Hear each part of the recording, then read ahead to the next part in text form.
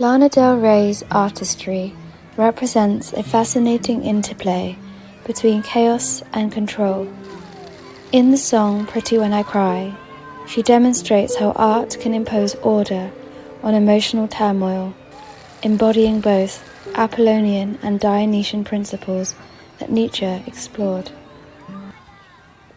In his philosophical works, Nietzsche explored two fundamental creative forces that shape art and life: the Apollonian and Dionysian principles. These forces create a fascinating tension between order and chaos, structure and raw emotion, art and nature. By declaring herself pretty when I cry, Del Rey transforms herself into the artwork, asserting control over an inherently chaotic emotional state. This isn't merely self-deception, it's an artistic transmutation of raw experience into something manageable and even beautiful. The repeated mantra serves as a form of artistic control over emotional chaos. Through this self-awareness, she creates a deliberate aesthetic from her pain, demonstrating what Nietzsche might recognize as the artist's power to shape reality through creative will. Rather than viewing this as simple self-deception or life denial, we can understand it as an example of necessary illusion that Nietzsche actually advocated for. The artist's role is precisely to create such beautiful illusions that make life bearable. This creative delusion serves as a vital function. It provides the mechanisms through which we can process and transcend pain. Rather than wallowing in suffering, it represents an active engagement with life's difficulties through artistic transformation.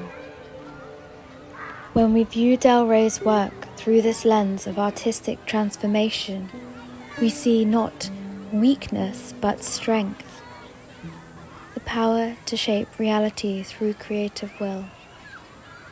The delusion she creates isn't an escape but rather a tool for engaging with life's inevitable pain.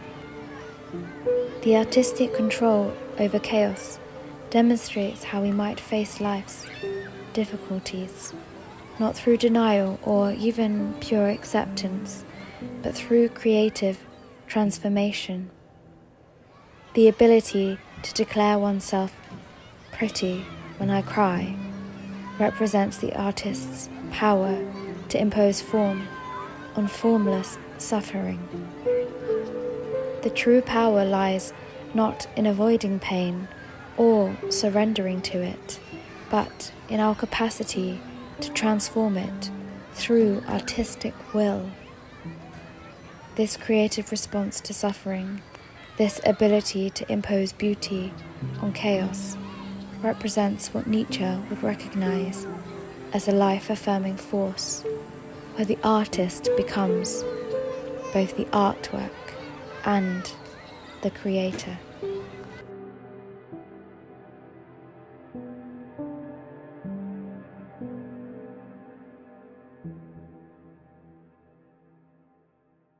Thank you so much if you've made it this far into the video. I wanted to round up this video on Lana Del Rey and Pretty When I Cry and talk about how I think that Lana is basically becoming her own muse. She is her own muse, and she is creator and she is artwork. She is her own creation, and I think that she's essentially doing this to reclaim her sadness or reclaim a difficult time and turn it into something that, well, she deems beautiful. I think it's beyond that. I think it's a way of controlling a situation in order to be able to understand a situation. For example, I think that art is a lens into a bite-sized consumable package that humans can understand. So in order to reclaim her sadness, she's sort of boxed it into a piece of beautiful artwork and made herself the muse. I hope that makes sense. And I know that a lot of critics on Lana say that she is very vain or vapid, and it might seem that a lot of her work is surface level, but I truly don't think it is. I think there's something more to it, and I thought this was a fun, interesting way to explore the world of Lana Del Rey, and also Nietzsche. So thank you so much for watching. Like, subscribe, all of that. If you want more of this, I will see you in the next video.